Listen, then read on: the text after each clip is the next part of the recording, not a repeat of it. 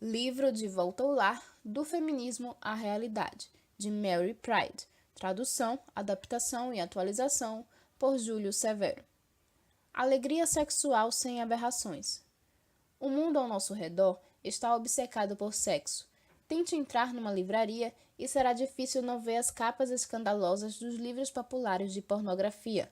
Estão aparecendo livros cada vez mais ousados, exaltando os prazeres do sexo. Imagine você que toda essa correria atrás de sexo não aumentou em nada a felicidade dos casais. Pelo contrário, o índice de divórcios começou a subir rapidamente depois do sucesso dos manuais sexuais.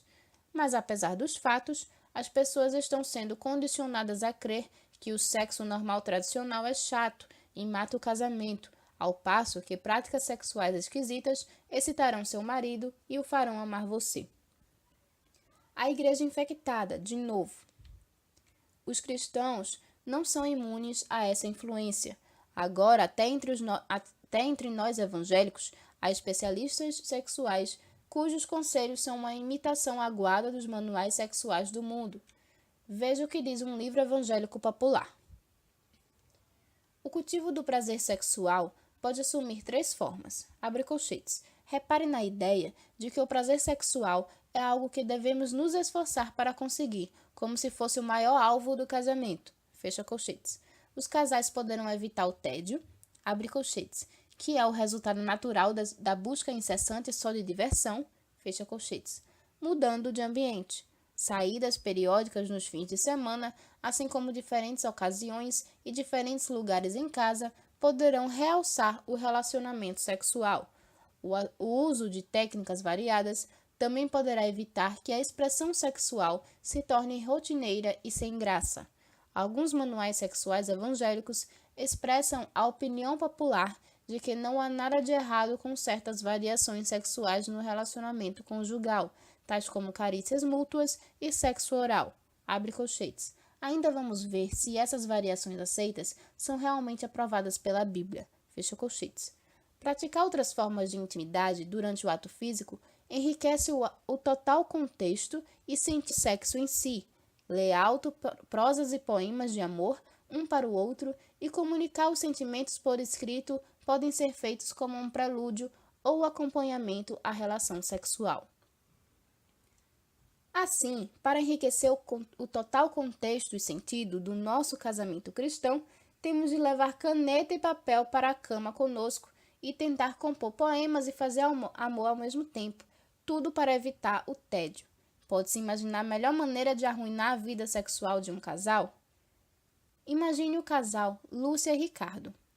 Depois que foram a um desses encontros que prometem mais romance no casamento, Lúcia e Ricardo tiveram de procurar um psiquiatra cristão, pois eles descobriram problemas com os quais nem mesmo sonhavam antes. Ricardo não consegue fazer amor e escrever poesia ao mesmo tempo.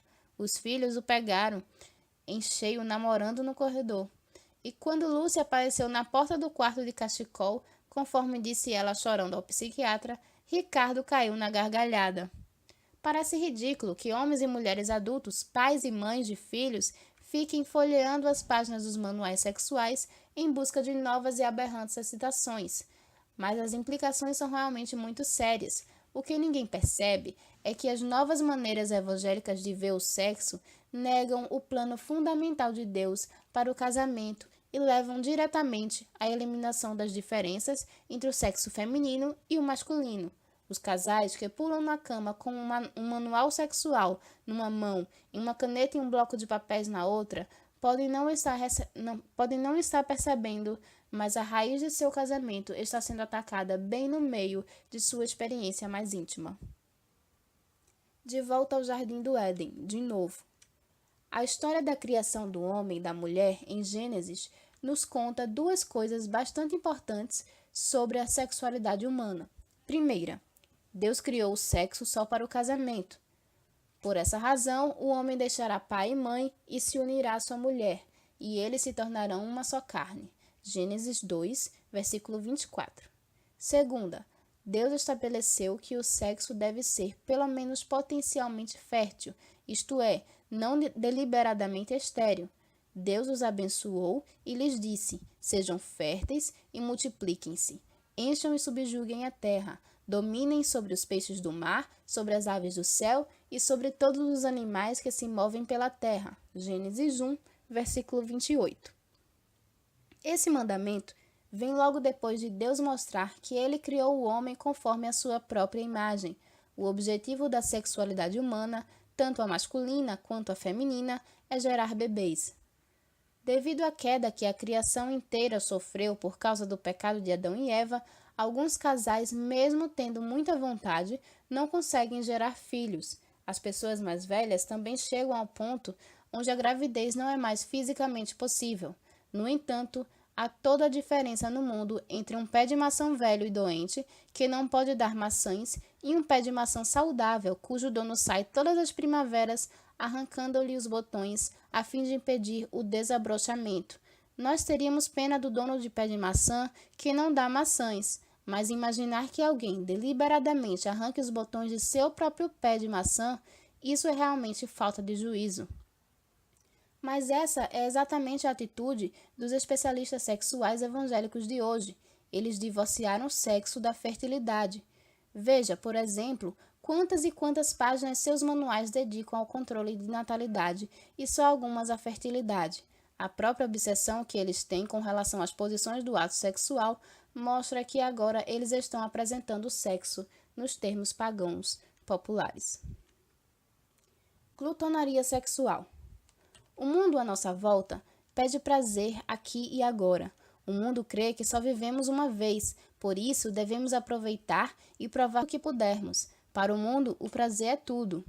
Mas não estamos também ouvindo coisas desse tipo dentro das igrejas? A opinião básica de muitos ensinos evangélicos modernos sobre sexo não é que o prazer, isto é, o orgasmo, é tudo e que é válida qualquer coisa que nos ajude a ter uma experiência excitante?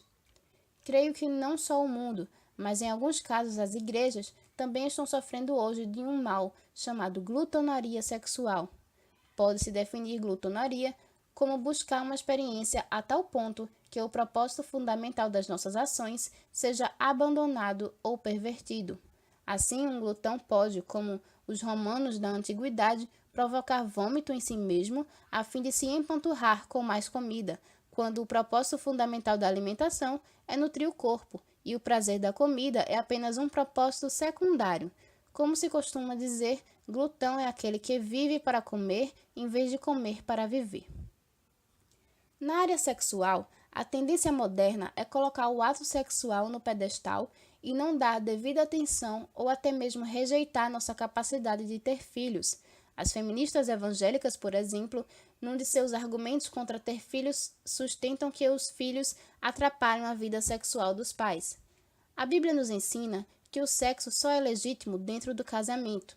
Ensina também, como já vimos, que o propósito sexual conjugal é união física e fertilidade. Em parte alguma, a Bíblia diz que o propósito do sexo conjugal é o orgasmo, muito menos orgasmo à custa da fertilidade e da união. A moderna posição evangélica com relação ao sexo está em plena harmonia com a posição feminista. Ambas as posições separam o prazer do fruto. Ambas eliminam a importância fundamental da esposa e do marido. Ambas levam à perversão.